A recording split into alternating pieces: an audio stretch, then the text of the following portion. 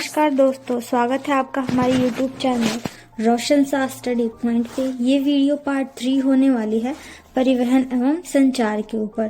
तो इसमें हमारा पहला टॉपिक है पनामा नहर। पनामा नहर फर्स्ट पॉइंट, पनामा नहर पूर्व में अटलांटिक महासागर को पश्चिम में प्रशांत महासागर से जोड़ती है।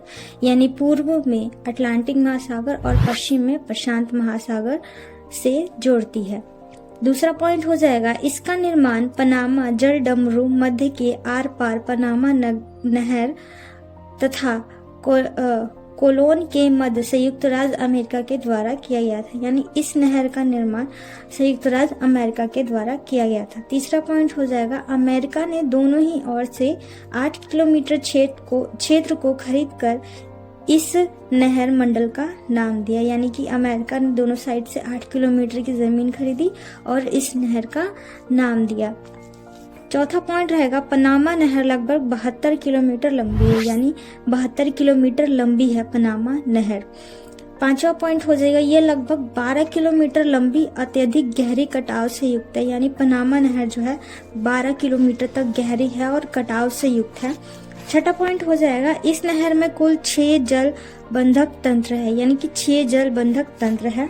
सातवां पॉइंट हो जाएगा, इसमें इस नहर के द्वारा समुद्री मार्ग से न्यूयॉर्क और सैन फ्रांसिस्को के बीच की लगभग 13 किलोमीटर की दूरी कम हो गई है।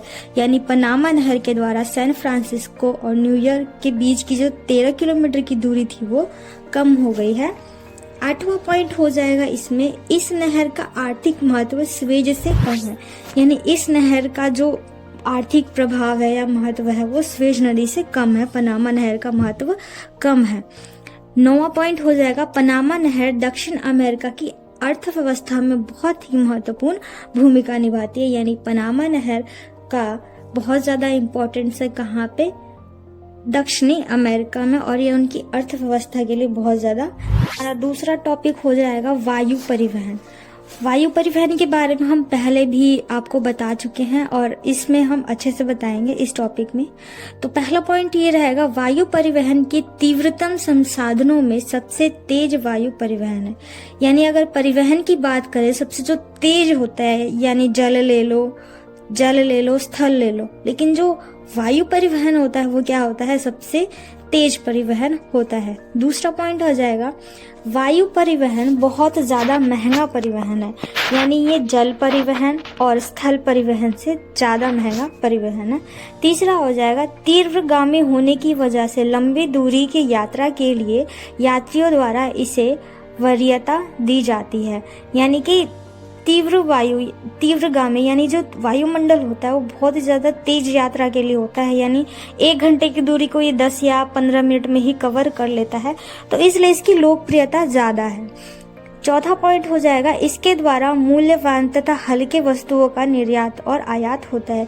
यानी कि बहुत ज्यादा एक्सपेंसिव होते हैं जिनके, और बहुत ज्यादा लाइट वेट होते हैं। इन सब चीजों का वहन किसके द्वारा होता है? वायु परिवहन के द्वारा, और इसके द्वारा आयात और निर्यात का पूरा काम किया जाता है। हमारा 5वां इम्पोर्टेंट पॉइंट हो जाएगा, वायु मार्गों का अत्यधिक सामरिक महत्व भी होता है।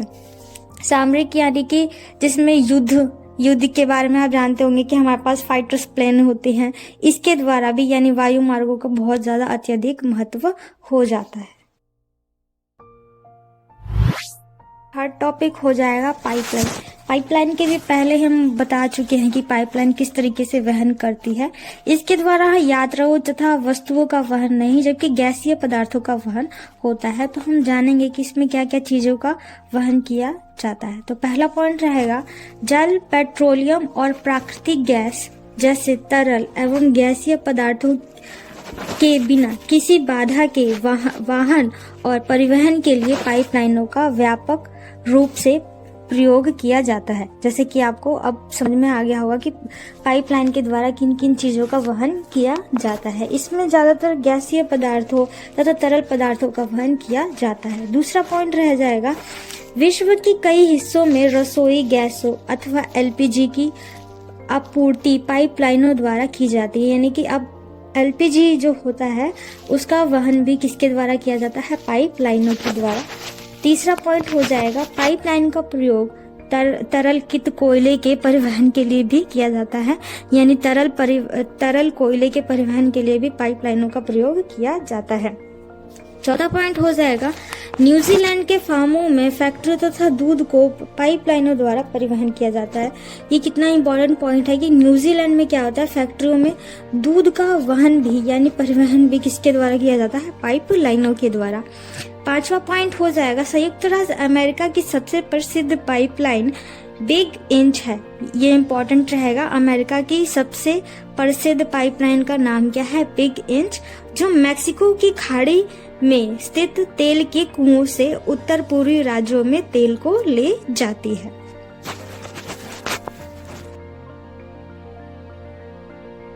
टॉपिक हो जाएगा उपग्रह। उपग्रह यानी पहला टॉपिक इसमें हो जाएगा आधुनिक तकनीकी ज्ञान के आधार पर मनुष्य ने संचार व्यवस्था के लिए उपग्रह का प्रयोग करना शुरू कर दिया है। यानी कि आधुनिक तकनीकों के ज्ञान के आधार पर मनुष्य ने क्या किया है, संचार के नए नए तकनीकों को विकसित कर दिया है, जो कि अब आजकल हम देख पा रहे हैं।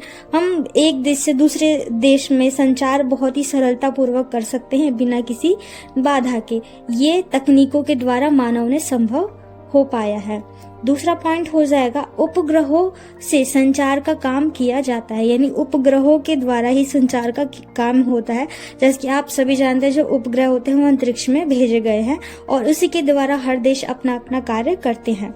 तीसरा पॉइंट हो जाएगा उपग्रह के माध्यम से संदेश भेजने के खर्च में कमी आई है, यानी कि पहले जो खर्चे ज्यादा आते थे, उपग्रहों के द्वारा हम संदेश को बड़े आसानी से यूट्यूब या जैसे कि हम यूट्यूब के जरिए आपको ये सारी बातें शेयर कर रहे हैं या व्हाट्सएप पे, इन सब चीजों की जरा चाहे कॉल के द्वारा हम सारी चीजों को बड़ी आसानी से पहुंचा देते हैं एक जगह से दूसरी जगह। चौथा पॉइंट हो जाएगा उपग्रह संचार प्रणाली द्वारा रेडियो तथा टेलीविजन आदि का प्रयोग कर सकते हैं, यानी उपग्रह संचार प्रणाली के द्वारा रेडियो और टेलीविजन का प्रयोग आसानी से कर सकते हैं।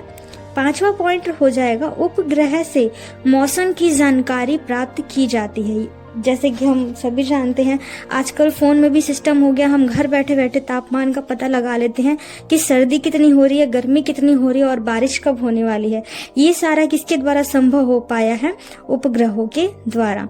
छठा पॉइंट हो जाएगा उपग्रह संचार प्रणाली द्वारा पृथ्वी के खनिजों को ज्ञात किया जा सकता है, यानी उपग्रह के द्वारा हम ये भी जान सकते हैं कि कहाँ पे किस प्रकार के खनिज उपलब्ध है, फिर उसी के आधार पर हम वहाँ पे खनन का कार्य करते हैं और वहां से संसाधनों को निकालने का कार्य करते हैं। सातवां पॉइंट हो जाएगा इस प्रणाली द्वारा सैनिक और असैनिक कर्मियों से सहायता मिलती है, यानी कि इस प्रणाली द्वारा जो सैनिक होते हैं और जो ऐसे आम लोग भी होते हैं उनके द्वारा। वीडियो पसंद आई हो तो लाइक, सब्सक्राइब एंड शेयर करना ना भूलें और साथ ही साथ मुझे कमेंट में बताइए कि और चीजें क्या इम्प्रूव की जा सकती है और जिससे कि आपको और मुझे दोनों को ही फायदा हो सके। धन्यवाद।